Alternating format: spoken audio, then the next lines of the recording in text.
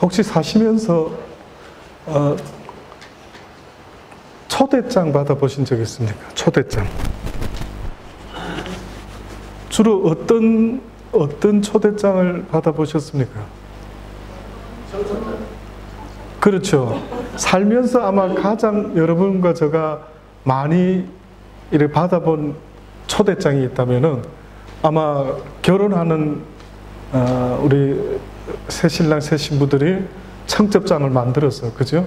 이렇게 아주 정중하게 멋지게 만들어서 돌립니다. 그래서 그 청첩장을 받게 되면은 웬만하면 거의, 그죠? 빠지지 않고 거기에 응하게 됩니다. 그래서 저도 살면서 그런 결혼 예식의 청첩장을 받을 때 웬만하면 가려고 하죠. 그런데 혹시 여러분 결혼 청첩장 말고도 받아보신 적 있습니까? 어떤 거 받아보셨습니까?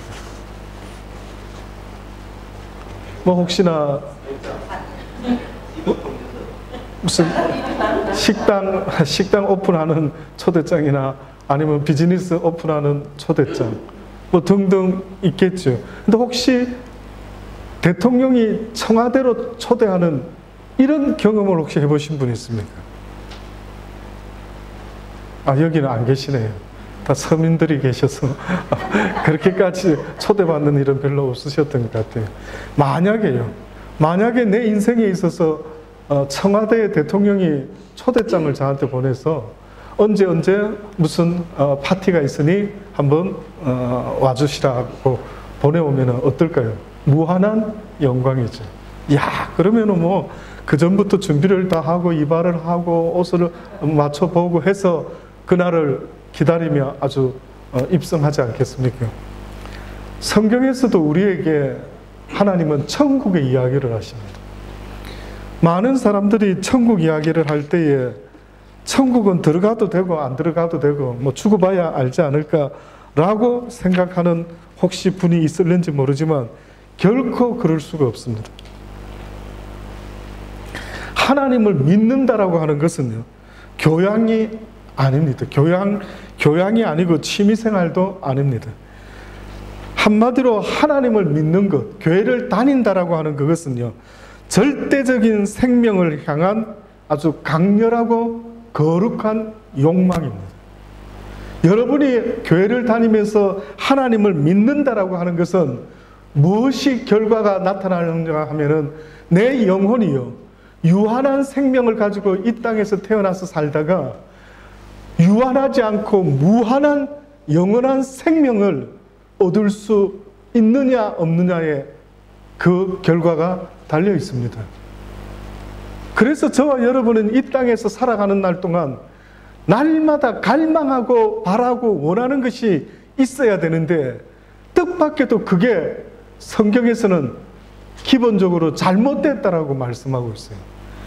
다시 말하면 마땅히 사모하고 갈망해야 될 것은 갈망하지 못하고 그렇게 안 해도 되는 것을 갈망하는 것과 똑같은 일이 벌어진 겁니다. 그래서 우리가 자녀를 키워보면 지금 학창시절에는 아들아, 딸아, 공부를 열심히 해야 된대. 이 타임은 just one time 밖에 안 된대. 너에게 있어서 공부하는 이 타임에는 그렇게 늘 있는 게 아니다. 그러니 지금 이 시간에는 그저 열심을 다해서 최선을 다해서 공부하는 시간이다 라고 이렇게 가르쳐 주는데도 만약에 그렇게 하지 못하면은 어떤 마음이 드십니까? 이 아들이, 이 딸이 왜 이렇게 말귀를 못 알아듣지? 지금은 그런 타임이 아닌데 안타까이 생각하지 않겠습니까? 하나님께서도 지금도 말씀하시는 겁니다.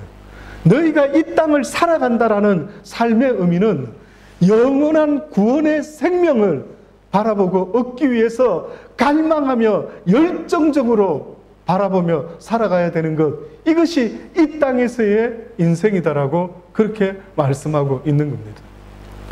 저와 여러분이 갈망해야 될 것은 이 세상에 그 어떤 많은 것들이 있을 수도 있겠지만은요, 영원한 생명이 저와 여러분에게 아주 간절히 갈망해야 될 것이다라는 것을 성경이 알려줍니다. 너무 못 알아들으니까요. 아무리 이야기해도 말귀를 못 알아듣거든. 무엇이 가장 삶에 의미가 있고 이유가 있는가를 말씀하고 있는데, 요즘은 2020년에 들어서자마자 새해 복 많이 받으십시오 인사를 불과 얼마 전에 아주 열심히들 만날 때마다 했던 게 무색할 정도로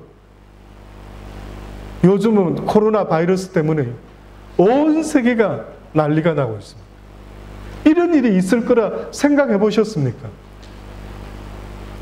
지금 만 몇천 명이 중국에서는 감염이 되고 잠복되어 있고 또 몇백 명이 죽고, 그 사람들은 자기들이 죽고 싶어서 죽겠습니까?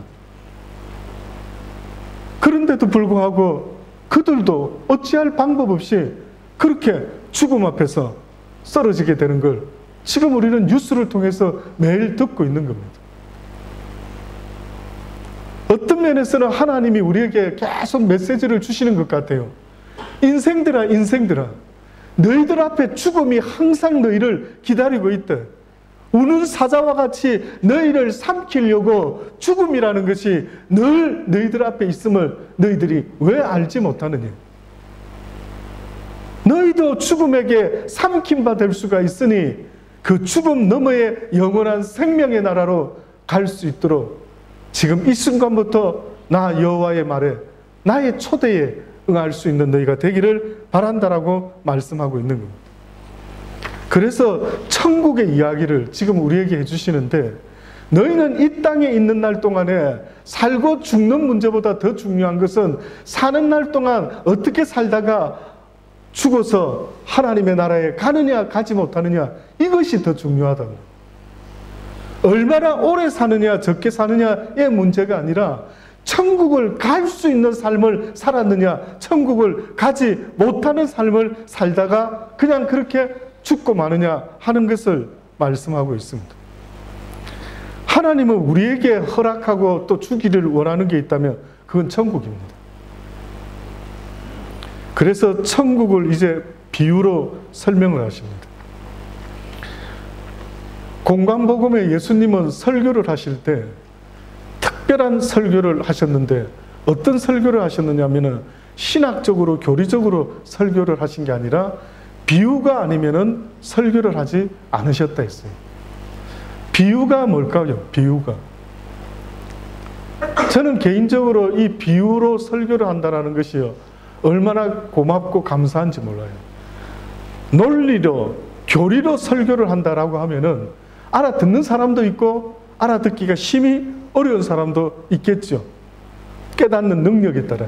근데 비유라고 하는 것은 얼마나 모든 이가 듣고도 아하, 이러면 안 되겠구나, 아, 이렇게 살아야 되는구나 할 수 있을 만한 이야기 스토리가 바로 비유입니다. 양치는 어린 목동이 있었습니다. 이 아이가 하루 종일 들판에 나가서 양을 치니까 좀 심심하지 않습니까? 그 심심하다 보니까 이 녀석이 장난을 쳤어요. 갑자기 마을로 뛰어내려가면서 막 늑대다라고 소리를 질렀습니다. 그랬더니만 마을 사람들이 듣고 이 소년을 도와주러 막 쫓아 올라옵니다. 근데 보니까 거짓말을 했어요. 막 이 소년은 재밌어 합니다. 또 그러다 또 심심하니까 늑대야 하고 막 또 마을에 내려가면서 소리를 지릅니다. 또 마을 사람들이 이 소년을 구해주려고 늑대를 잡으려고 막 올라가죠. 보니까 또 거짓말을 했습니다. 뻥이야 이러고 또 말한 겁니다. 근데 또 좀 있다가 세 번째 또 이 소년이 늑대야 하고 소리쳤습니다. 어떻게 할 것 같습니까? 세 번은 속지 않는다라고 하고 도와주러 가지를 않았던 거예요. 근데 보니까 진짜 늑대가 나타납니다. 그래서 그 소년이 양도 잃어버리고 늑대를 피해서 혼이 났다라는 그런 이야기입니다. 이 비유 이야기를 여러분에게 해드리면 여러분은 뭘 깨닫습니까? 앤디야, 뭘 깨닫니? 이 거짓말하는 늑대 양치기 소년의 이야기를 들으면 같은 소년으로서 어떤 느낌을 받는데, 야, 나도 거짓말을 해서 저렇게 하루하루 재밌게 익사이팅하게 그렇게 나도 살아봐야 되겠다, 이런 생각이 드니, 아니면 아우, 거짓말하는 거는 정말 나빠, 거짓말 나는 하지 말아야지, 무슨 생각이 들겠습니까? 거짓말 하지 말아야지 라는 생각이 들겠죠. 마찬가지로 하나님께서 우리에게 아주 쉬운 비유를 들어서 이제부터 말씀합니다. 성경의 이와 유사한 이야기 모든 것은 다 바로 천국에 대한 이야기입니다. 하도 천국을 기대하고 바라고 원하지 않으니까 어떻게까지 표현을 하셨느냐 하면, 천국은 마치 자기 아들을 위하여 혼인잔치를 베푼 어떤 임금과 같으니 그 종들을 보내어서 그 청한 사람들을 혼인잔치에 오라라고 했더니만 오기를 싫어했다라고 말합니다. 여기서 지금 예수님이 무엇을 의식하고 이렇게 말씀했냐면은 바로 유대인들을 두고 말합니다. 유대인들은 어떻게 보면은 당연히 와야 되는 자들이었습니다. 그런데 그 혼인의 청함을 받고도 가지 않았던 자가 누구였느냐면 바로 유대인들이었습니다. 오늘 우리 시대도 똑같이요. 지금도 하나님의 사람들은, 하나님의 종들은 하나님으로부터 명령을 받고 이 땅에서 세상의 잡을 가지지 아니하고 외치는 자들이 있습니다. 어떻게 보면 저같이 이렇게 하나님 이야기를 외치죠. 이 외치는 결론은 뭐냐면요, 하나님께서 지금 천국에다가 혼인잔치를 베풀고 계십니다. 혼인잔치에 여러분 모두가 참석하기를 원하십니다 라고 하는 천국 에로의 초청장을 지금 보내고 있는 겁니다. 그래서 복음을 전한다라고 할 때 이 복음의 의미는 어떤 의미가 있느냐면 천국 에로의 초청장의 의미가 있는 거예요. 여러분이 이 복음을 듣는다, 성경 말씀을 듣는다라고 하는 것은, 이것은 한마디로 말하면은 예식을, 결혼식을 합니다라고 청첩장을 보내는 것과 같이 하나님이 우리에게 청첩장을 보내고 계시는데, 너희는 곧 결혼할 것이다. 누구와 결혼하게 될 것이냐 하면은 나의 아들 예수 그리스도와 너희는 결혼하게 될 것이라. 너희 모두는 내 아들의 신부가 되어야 할 것이라. 그러니 신부의 모습을 기억하라. 어떤 신부가 내 아들이 기뻐하는 신부겠느냐? 정결한 신부가 돼야 되지 않겠느냐? 라고 하시면서 우리를 신부로 부르시고 계시는 것, 이것이 바로 성경의 이 천국의 비유입니다.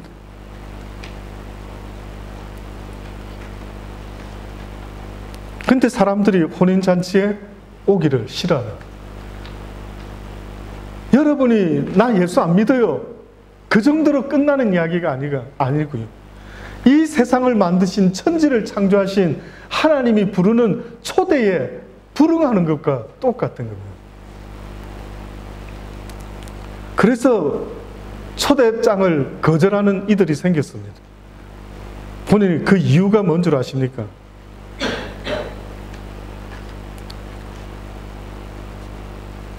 저희가 돌아보지도 않고 하나는 자기 밭으로, 하나는 자기 상업차로 가고 그 남은 자들은 종들을 잡아 능욕하고 죽이니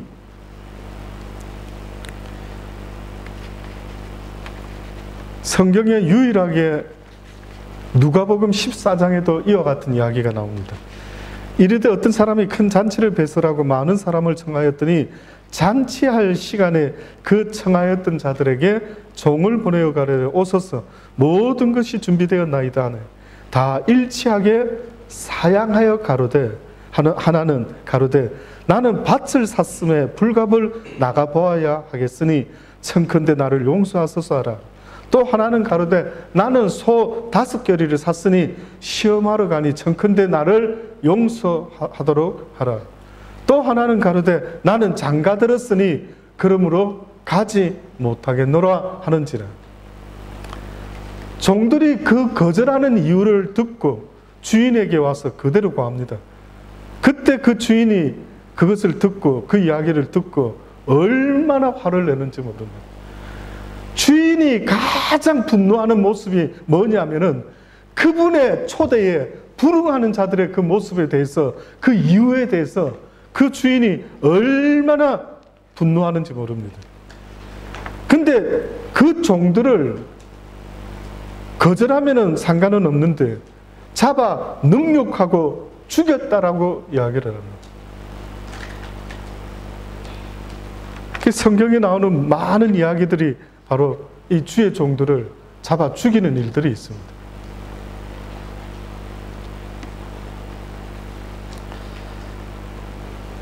왜 많은 사람들이, 특히 미국 같은 나라들이 아주 중국을, 북한을 그렇게 주의를 하고 그렇게 좋지 못한 다른 편에 서 있는 자들로 보느냐 하면, 그 공산주의 사상은요, 기독교와는 정반대입니다. 그들이 적화 통일을 이루면은 첫 번째로 처형하는 대상은 종교를 가지고 있는 기독교인입니다.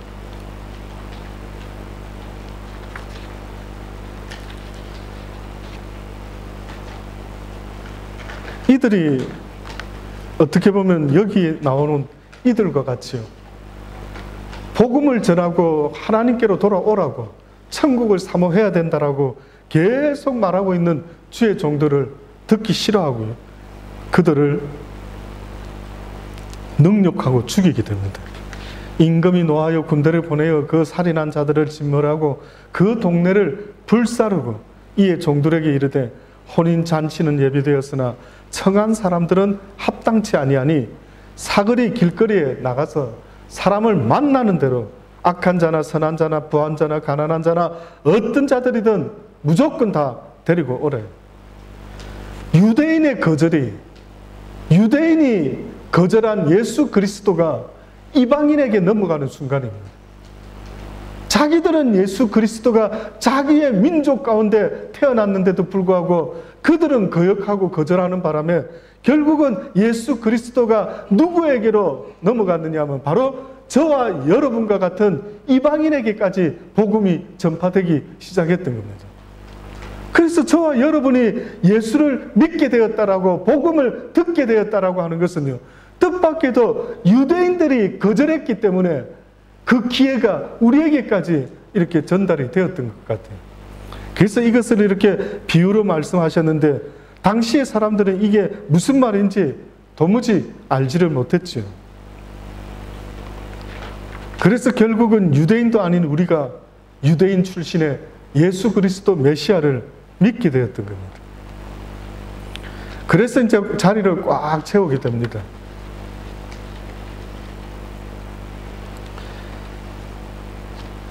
거절하는 이유가 너무나 뜻밖에도 일상입니다. 일상.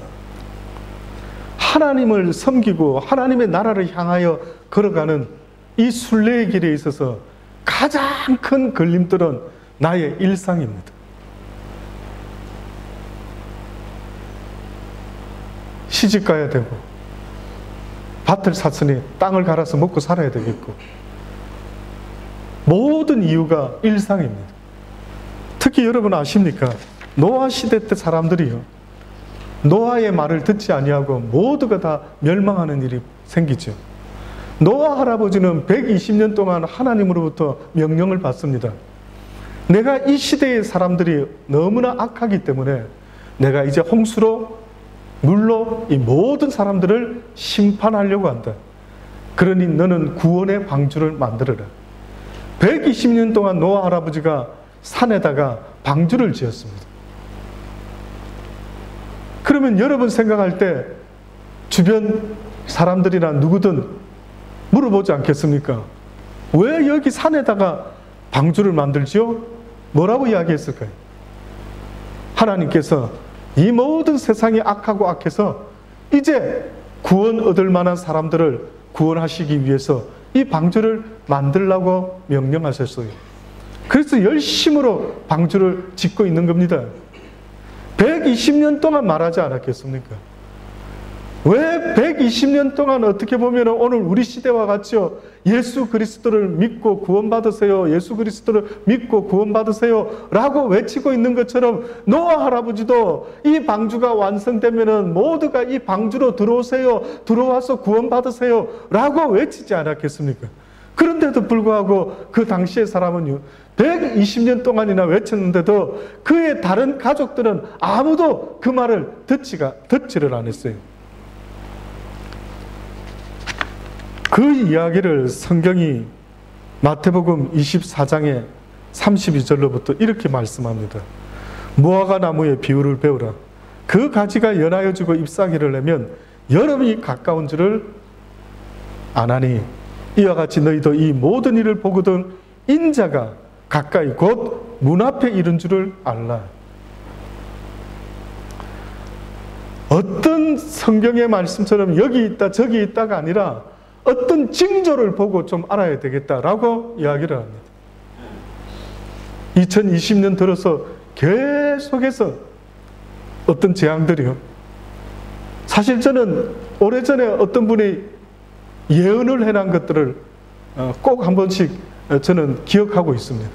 그냥 한번 읽고 끝나는 게 아니라 정말 그런가 아니한가 한번 보자 하는 마음으로,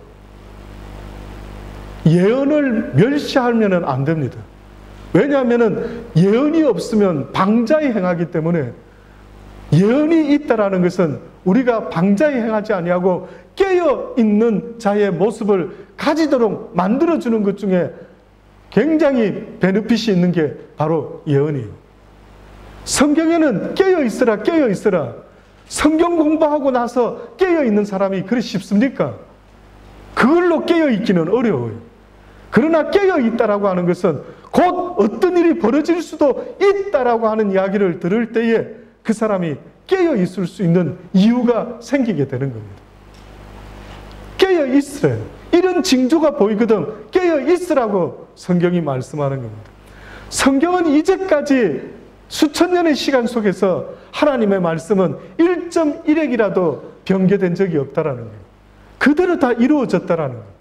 예수님이 이 땅에 태어날 것이라 한 것처럼 태어났고, 그 예수님이 십자가에 달려 너희의 죄를 위하여 십자가에 피 흘려 죽으실 것이라는 이야기도 이루어졌던 겁니다. 그리고 또 그분은 하늘나라 올라가시면서 내가 너희를 내버려 두지 않고 나의 있는 곳으로 언젠가 데리러 올 것이라. 그러니 깨어 있으라. 그리고 너희가 이 비유를 잊지 말아라. 무화과 나무의 비유니 그 가지가 연하여지고 잎사귀를 내면 너희는 꼭 기억하라. 아, 계절이 바뀌는구나. 여름이 다가오는구나. 이와 같이 너희도 이 모든 일을 보거든 인자가 가까이 곧 문 앞에 이른 줄을 알아라. 내가 진실로 너희에게 말하노니 이 세대가 지나기 전에 이 일이 다 이루게 될 것이다. 천지는 없어지겠으나 내 말은 없어지지 아니하리라. 그러나 그날과 그때는 아무도 모르나니 하늘의 천사도 아들도 모르고 오직 아버지만 아시나. 그 날은 모르지만 뭔 알 수 있다고 했습니까? 그 날이 점점 다가오고 있다라고 하는 그 징조는 알 수가 있다라고 이야기했어요. 그래서 깨어있는 자에게는, 그 징조를 볼 줄 아는 자에게는 결단코 하나님의 나라가 갑자기 도적과 같이 임하는 것이 아니라 그 징조를 보고 알 수 있다라고 이야기를 하는. 정말 똑똑한 사람은 그렇습니다. 성경이 말하는 깨어있는 사람, 똑똑한 사람은 이 시대를 보고 이 시대가 어떤 시대인가를 분별할 줄 아는 자, 이것을 성경은 깨어있는 사람이라고 그렇게 말합니다. 저와 여러분이 살아가는 이 시대는 어떤 시대입니까? 동성결혼이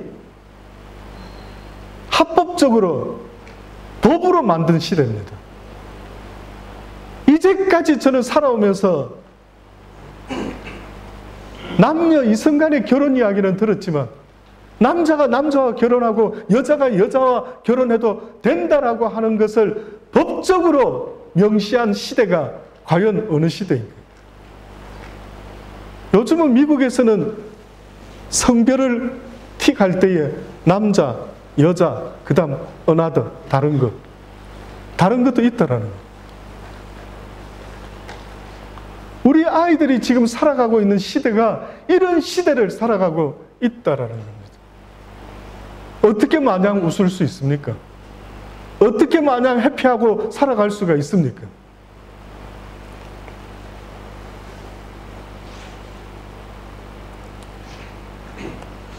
근데 노아 때 하나님의 심판에 의해서 온 세상이 물에 잠기는 그런 때가 있었습니다. 그래서 고고학자들이 너무 신기해하는 게 있어요. 이 지구에 있는 어느 민족, 어느 나라, 고대의 어떤 유적들을 발굴하면은 하나같이 빠뜨리지 않는 그들의 스토리가 있는데 그건 바로 홍수 스토리라. 어떻게 홍수 이야기가 모든 민족의 자기들의 전설의 고향과 같이 이런 이야기가 빠지지 않고 있을까요? 온 세상을 덮은 홍수기 때문에 어느 민족 할 것 없이 그 홍수의 이야기가 있었던 겁니다. 근데 성경에 보니까요, 홍수 전에 노아가 방주에 들어가던 날까지 그 당시에 사람들이 어떻게 살았는가 이야기를 하는데, 사람들이 먹고 마시고 장가들고 시집가고 있으면서 홍수가 나서 저희를 다 멸하기까지 깨닫지 못하였으니 인자의 임함도 이와 같으리라. 그들의 일상이 그들의 발목을 잡아버렸어요. 어느 순간에 사람들이요, 어떻게 세뇌가 되어 있느냐면 이 일상이 인생이다라고 생각을 하는 겁니다. 인생이 뭐냐 그러면 이 일상을 말하는 거예요. 뭐 인생 뭐 시집가고 장가가고 애 놓고 키우고 뭐 집이라도 한 채 있고 뭐 차 있고 뭐 이러면은 괜찮은 인생이죠. 누가 그것을 가르쳐 줬습니까? 누가 여러분한테 어느 인생이 바로 이런 인생입니다, 이것이 복받은 인생이에요 라고 말할 때 누가 심어줬는지 모르지만 여러분의 머릿속에, 우리의 머릿속에 우리도 모르게 어느 순간에 집 있고 차 있고 뭐 결혼했고 애들 있고 애들 그저 안 아프고 뭐 잘 자라면 뭐 최고의 인생이지, 누가 그런 이야기를 했는지 희한합니다. 성경에는 그렇게 말한 적이 없어요. 그런데 오히려 성경에서는 노아 시대 때 사람들이 망할 수밖에 없는 그들의 삶의 모습을 이야기하는데 깜짝 놀라는 거예요. 왜? 이거 일상인데, 나도 지금 살아가고 있는 일상인데 이것이 어떻게 해서 멸망당하는 그런 자들의 모습이 된단 말인가 깜짝 놀라는 거예요. 결국은 그들은요, 무엇을 마실까 먹을까 입을까가 그들의 삶의 우선순위에 있었기 때문에 결단코 하나님께서는 그것을 죄 없다 하지 않으시는 겁니다. 분명히 주님은 말씀하셨죠. 먼저 그의 나라와 그의 의를 구하라. 먼저. 왜 돈 벌어야 됩니까? 먼저 그의 나라와 그의 의를 위해 돈 벌어야 됩니다. 많은 사람들은 부자를 좋아한다는데 부자는 돈 많이 가지고 있는 사람이 아니라 실제적으로 부자의 의미는 돈을 쓰는 사람을 말하는 겁니다. 성경이 말하는 부자는 이웃을 위하여 돈을 쓸 줄 아는 사람, 이 사람을 부자라 말하지, 이웃이 죽어가든 말든 내 창고에다가 곡식을 잔뜩 쌓아놓은 그 사람을 성경은 부자라고 말하지 않습니다. 그래서 지금 이 순간에도 하나님에 대하여 부요한 자가 있고 자기에 대하여 쌓아놓은 부자가 있다라고 성경이 말하죠. 그러니 하나님이 말씀하는 겁니다. 너희가 먼저 그 나라와 그 의를 구했느냐, 아니면 먼저 너와 네 가족의 일상을 구했느냐.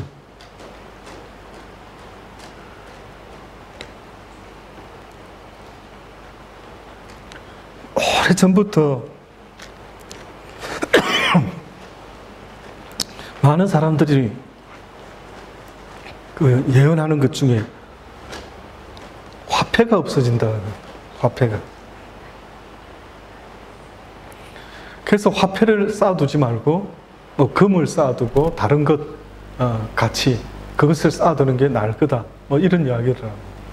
근데 가만히 생각해 보니 진짜 어느 날 어느 한순간에 화폐가 사라지면은 화폐를 잔뜩 쌓아가지고 창고에다가 넣어놨던 사람들 어떻게 될까요? 다 휴지 조각이 돼버려요. 가끔씩 그런 생각이 들더라고요. 이럴 줄 알았으면은 쓸 수 있을 때 어떻게 한다? 좋은 일에다가나 막 한번 썼으면 좋을 뻔했다. 이것이 성경에도 이야기가 나옵니다. 어느 날 주인이 종에게 가게를 맡기고 먼 길을 떠납니다. 이 종이 조금 안 좋은 종이었던 모양이죠. 먹고 마시고 막 대충 일 보고 이러는데 드디어 주인이 올 때가 다 됐다라는 거예요. 근데 그것만 문제가 아니라 소문이 나버린 거예요. 그 주인의 귀에 무슨 이야기까지 들어갔냐면 당신이 맡겨놓은 그 종이 얼마나 흥청망청 자기 멋대로 생활하는지 모릅니다라고 그런 이야기를 하는 거예요. 그래서 주인이 열받았어요. 내일 가면은 이 녀석 당장 잘라버려야 되겠다. 이러고 이제 준비하고 옵니다. 근데 이 소식이 들어간 거를 이 종이 어떻게 알았는지 어떤 생각을 했느냐면 내가 그러면 주인이 와서 나보고 어차피 자를 텐데 그러면 지금 이 짧은 기간에 내가 내 권한을 가지고 뭔가 살 궁리를 좀 해야 되겠다. 그 어떻게 궁리를 했는 줄 아십니까? 자기 주인에게 빚을 진 사람을 다 부릅니다. 가계부를 체크해가지고 한 사람씩 불러서 우리 주인에게 100냥을 빚졌네요. 예, 그렇습니다. 그러면은 여기다가 한 70냥 빚졌다고 쓰시오. 내가 한 30냥 까주겠다고. 그러니까 이 사람은 이렇게 고마운 분이 다 있나. 이래가지고 100냥에서 70냥으로 깠습니다. 이런 식으로 해가 사람들을 불러 모아가지고요. 아주 자기가 주인인 양 기마이를 막 썼던 겁니다. 근데 주인이 와가지고 이 못된 놈을 더 혼내야 되는데 이 못된 놈이 했던 이 모습을 보고 와우, 주인이 감탄사를 내면서 이 시대의 하나님의 아들들보다 더 지혜롭게 행했다. 지혜롭다. 어떻게 자기가 일자리 끊길 걸 알고 이렇게 기마이를 써가지고 그러면 사람들한테 조금이라도 도움을 받을 수 있도록 이렇게 만들어냈을까? 지혜롭다. 무슨 이야기인가 했더니만은 하나님은 우리에게 말씀하는 겁니다. 이 시대에 너희들의 삶이 그래야 된다고. 너희들의 삶이 기회가 있을 때 뭔가 내가 다른 사람에게 자비를 베풀고 도움을 줄 수 있을 때에 그때에 그것이 하늘의 상으로 쌓이게 될 것이다. 이것이 곧 하나님에 대하여 부요한 자요. 또한 하나님으로부터 복받는 자들의 모습이다. 기회가 늘 있는 게 아닙니다. 여러분 선한 일 하는 것도 늘 기회가 있는 게 아니에요. 그래서 살아가면서 가장 굿 찬스, 비즈니스 찬스 이렇게 말하는 것처럼 정말로 굿 찬스가 있다면 그것은 누군가를 도울 수 있는 일이 있을 때 돕는 것 얼마나 굿 찬스인지 모릅니다. 그래서 지난 주일날 우리 사랑이가 냉커피를 판매를 하지 않았습니까? 저희 아들이 냉커피 한 잔 먹으면서 20불을 줬다라는 거예요. 제가 속으로 그건 잘했네. 예. 우리 사랑이가 거기서 반을 뚝 잘라가지고 도네이션을 하고 나머지는 자기가 필요한 것을 살려고 준비를 하고 있다라는 거예요.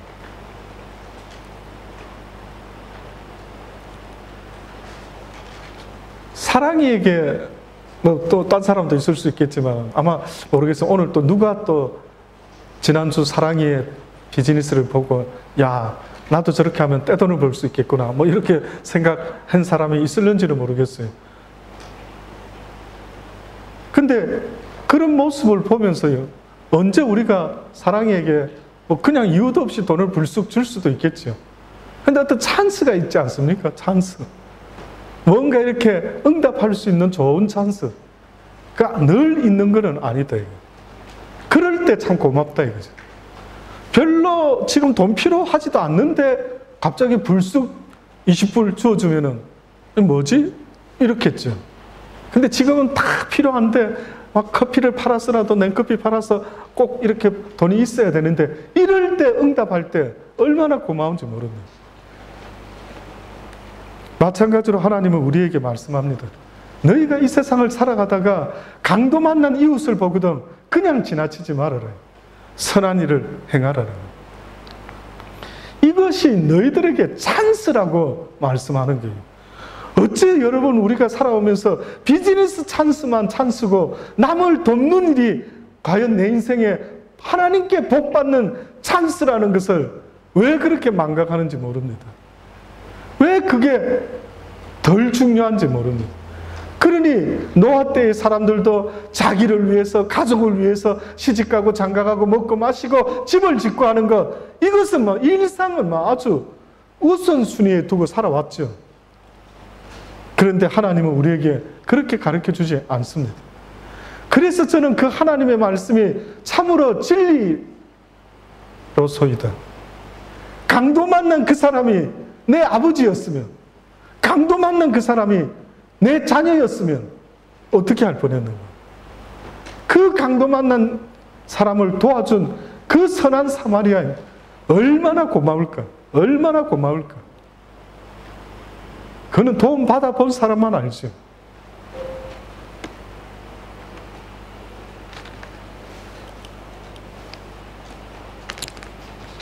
홍수가 나서 저희를 다 멸하기까지 깨닫지 못하였으니 인자의 임함도 그렇게 되리라. 그러면서 한 가지 더 비유로 설명합니다. 그때에 두 사람이 밭에 있으며 하나는 데려감을 당하고 하나는 버려둠을 당할 것이라. 우리가 아는 것처럼 언젠가 하나님이 우리를 데려가셔서 공중에서 혼인잔치를 할 것이라고 성경은 말씀하고 있죠. 그래서 그 어떤 사람은 혼인잔치에 데려감을 당하고 또 어떤 사람은 버려둠을 당할 것이다. 두 여자가 매를 갈고 있으며 하나는 데려감을 당하고 하나는 버려둠을 당할 것이다. 그러므로 깨어 있으라. 어느 날에 너희 주가 임할란지 너희가 알지 못함이라. 너희도 아는 바와 같이 만일 집주인이 도적이 어느 경점에 올 줄을 알았다면은 깨어 있어 그 집을 뚫지 못하게 하지 않았으리라. 그러므로 너희도 예비하고 있으라. 생각지 않을 때에 인자가 오리라. 징조를 보면서 계속해서 깨어 있으라는 거예요. 그래서 2020년에 대한 예언했던 예언들이 많이 나오는데 그 중에 어떤 이의 예언을 보면은 2020년도에는 이제까지 있어 왔던 자연재앙 중에 최고의 흔들림이 있게 될 것이다. 그런 이야기를 하더라고요. 물론 그러한가 아니한가는 두고 봐야 되겠지만 그거보다 더 중요한 사실은 뭔지 아십니까? 깨어 있는 겁니다. 그 이야기가 뻥친 이야기라도 상관없어요. 그 예언이 엉터리 예언이라 해도 상관이 없어요. 그런데 그 예언 때문에 내가 잠시라도 더 깨어 있을 수만 있다면 이것은 참으로 복된 것이다.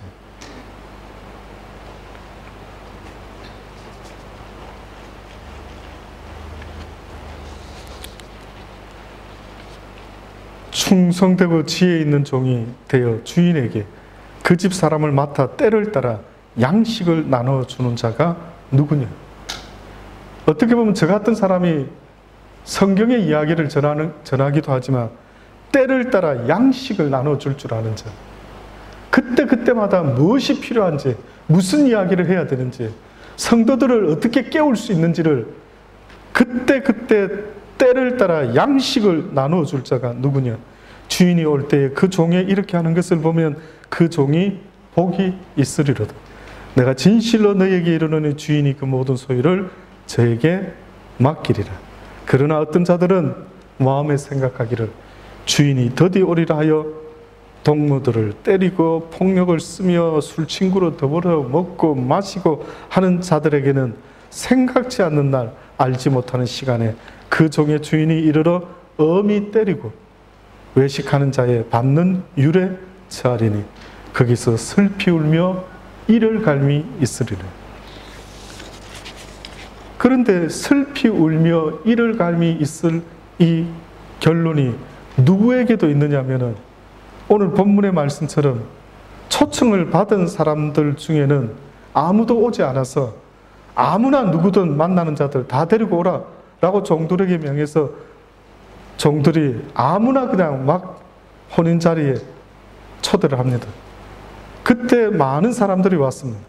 임금이 손을 보러 들어올 때 거기서 예복 입지 않은 한 사람을 봤더라고 합니다. 아마 들어올 때에 초대는 받았지만은 한 가지 조건이 있었어요. 그게 뭐였느냐 하면은 예복을 입어야 되는 조건입니다.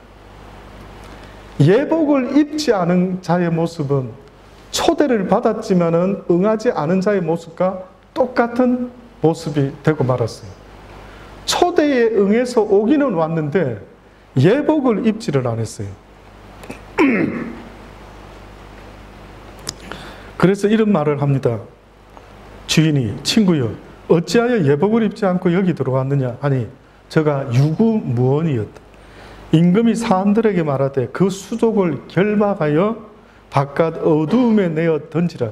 거기서 슬피 울며 이를 갈미 있으리라. 그래도 그까지 왔는데요. 거기까지 들어왔는데 그렇게 손발을 묶어서 바깥 어두운데 내 던질 정도로 뭘 잘못했단 말인가 하는 생각이 들지 않을 수가 없어요. 여러분 그 주인이 너무하는 거 아닙니까? 그냥 예복을 입지 않았으면 가서 입고 오라든지. 옛날에 고대 그 중동에서는요 주인이 사실은 예복을 다 준비합니다. 그래서 혼인잔치 때가 되면은 예복을 다 준비해서 손님들이 그걸 입고 참석해요. 아무 옷이나 이렇게 입는 거 아니죠. 호주에 와서 제가 처음으로 놀랬던 것 중에 하나가 무슨 갬버링 하러 무슨 어떤 뭐 그런 데 가게 되면 옷을 보더라고요. 옷을 정장하지 않으면은 또 뭔가 컬러 있는 옷이나 뭐 제대로 된 옷을 입지 않으면은 들어가지를 못해요. RSL 클럽 들어가는데도 그런 걸 보더라고요.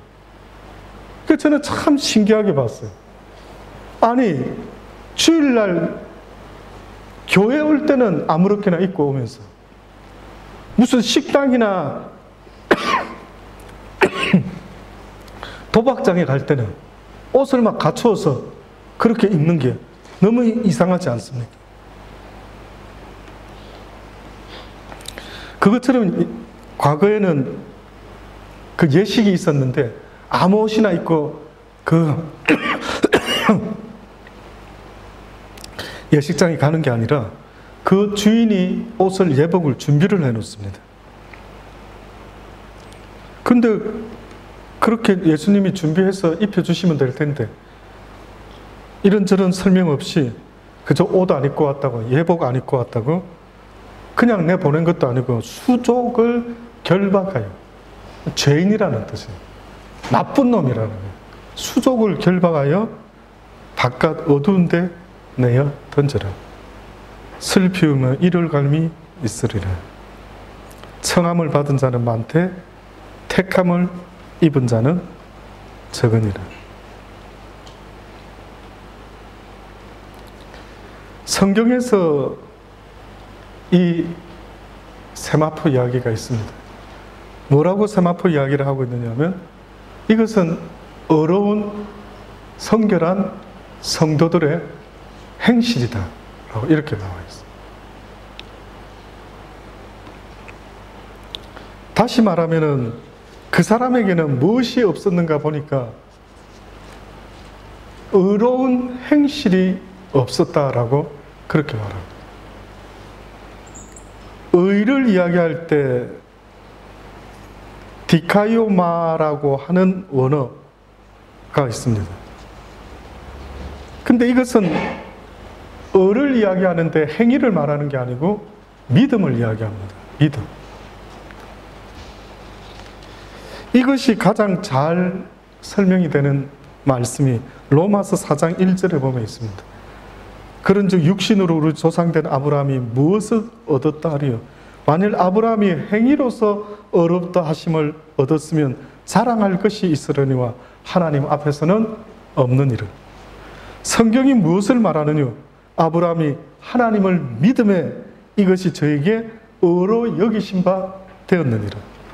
일하는 자에게는 그 사역을 은혜로 여기지 아니고 빛으로 여기거니와 일을 아니할지라도 경건치 아니하는 자를 어렵다 하시는 일을 믿는 자에게는 그의 믿음을 의로 여기시나니 일한 것이 없이 하나님께 의로 여기심을 받는 사람의 행복에 대하여 다윗이 말한 바 그 불법을 사하심을 받고 그 죄를 가리우심을 받는 자는 복이 있다. 주께서 그 죄를 인정치 아니할 사람은 복이 있도다 함과 같아요. 이 잔치 자리에서 청함은 받았는데 결국 택함을 받지 못했다라고 하는 이 기준은요, 바로 믿음에 있다는. 여러분이 믿음이 있으십니까? 택함의 기준은 믿음입니다. 지금 이 시간에도 상가들로 놀러 가는 사람들도 있죠. 그런데 이 시간에 이곳에 와서 이렇게 앉아있는 여러분에게 무엇이 있다라고 말할 수 있느냐면은 바로 믿음이 있다라고 말할 수가 있습니다. 근데 이 믿음의 증거는 무엇이라 또 말할 수 있느냐면 하나님이 여러분을 택하신 증거다라고 말할 수가 있어요. 그래서 택함의 증거는 곧 믿음이다. 하나님 아버지를 믿는 그 믿음이 곧 택함의 증거였던 겁니다.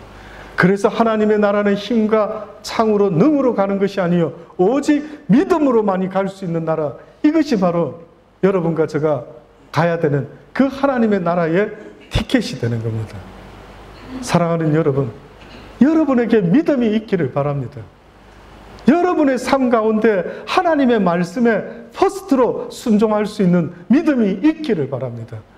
평생을 그냥 나와 내 가족, 내 남편, 내 아내, 내 자식 생각만 하고 살다가 그냥 일상 속에서 하나님 앞에 범죄자가 되지 마시고요.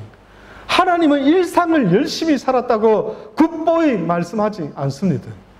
주님이 말씀하는 주님 나라의 일상이라는 것은 먼저 그의 나라와 그의 의를 구하는 것이라. 무엇을 먹을까 마실까 입을까 그걸 위해서 사는 자들이 아니라 먼저 그의 나라, 하나님의 나라를 바라보고 그 나라를 향해서 걸어가는 모든 이들이 바로 하나님의 자녀이다라는 것을 말씀하고 있습니다. 요즘 우리 시대에는 얼마나 많은 유혹들이 또 있는지 모릅니다. 욜로라는 말 들어보셨습니까? OLO, 욜로. 저도 얼마 전에 알았어요. 아는 분들은 나중에 자세하게 한번 모르는 분들한테 알려줄 수 있으면 좋은데, 이 욜로라고 하는 말이 어디서 나온 신종 어딘가라고 봤더니만 미국의 어느 래퍼가 부른 노랫말에 등장하는 단어가 욜로랍니다. 뭐의 약자인데 보니까 You only live once 라고 하는 말의 약자입니다. 한 번만 산다라는, 너는 오직 인생이 한 번밖에 없다. 당신은 오직 한 번 인생 사는 거야 라는 이 이야기가 왜 많은 젊은이들에게 어필이 됐는가라고 보니까 좋은 뜻으로 어필된 것이 아니고요. 네 인생 한 번밖에 없는데 캐세라세라 그냥 하고 싶은 대로 열심히 하며 살아라 라고 하는 이야기의 노랫말이었던. 이렇듯 수많은 사람들이 왜 인생을 어떻게 무슨 의미로 살아야 되는지 알지 못하게 되는 이런 일들이 얼마나 많이 있는지 모릅니다. 그러니 하나님의 말씀을 귀담아 들어도 매일 들어도 이것이 세뇌되기가 쉽지 않는데 우리와 우리의 아이들은 자라오면서 수많은 시간 동안에 무슨 이야기를 많이 듣고 있는가라는 것을 생각해 보니 그런 이야기들을 계속 들으며 자라고 있는 겁니다. 그래서 하나님은 결국은 이 모든 일상을 내려놓고 그의 나라와 그 의를 사모하는 자들이 되어라고 말씀하고 있습니다. 사랑하는 여러분, 예수 믿는 것은 그냥 믿어도 되고 안 믿어도 되는 게 아닙니다. 영원한 생명에서, 유한한 생명에서 영원한 생명을 얻을 것인가 말 것인가, 죽음에서 구원을 받을 것인가 말 것인가를 결정하게 되는 어마어마한 중요한 이야기가 되는 것입니다. 누가 태어나서 죽으려고 살아가는 인생이 어디 있습니까? 그러나 실상은 우리는 태어나서 죽음을 향해 달려가고 있지 않습니까? 슬프지 않습니까? 내가 죽기 위해서 태어났단 말인가? 슬프지 않습니까? 평생 일하고 평생 가족을 위해 평생 내 마음대로 살아보지도 못하고 그렇게 살아왔구먼. 그렇게 죽음으로 끝난다면 너무나 슬프지 않습니까? 그래서 하나님이 우리에게 말씀하시는 겁니다. 이 땅은 잠시 잠깐 있다 사라지는 그러한 아침 이슬과 같은 것이다. 결코 이것을 인생이라 말할 수도 없고 이것을 수에 칠 가치도 없는 시간이다. 나는 너희들에게 영원한 생명의 나라를 준비했으니 누구든지 내 말에 순종하고 이 땅에서 그렇게 믿음을 가지고 살아가는 자들에게 영원한 생명의 약속을 내가 허락하겠다. 이것이 바로 주님이 우리에게 오늘도 말씀하시는 겁니다. 기도하시겠습니다. 좋으신 아버지 하나님, 그렇습니다. 사는 날 동안 들어야 될 이야기들을 날마다 듣게 하시고 늘 가슴에 새겨 놓아야 될 이야기들을 가슴에 늘 새길 수 있는 우리가 되게 하여 주옵소서. 일상이 결국은 우리의 발목을 잡지 않도록 하나님 은혜 베풀어 주옵소서. 주님의 나라를 늘 사모하며 바라보며 달려갈 길 다 마칠 수 있는 우리 모두의 인생이 될 수 있도록 복 내려 주옵소서. 예수님의 이름으로 기도합니다. 아멘.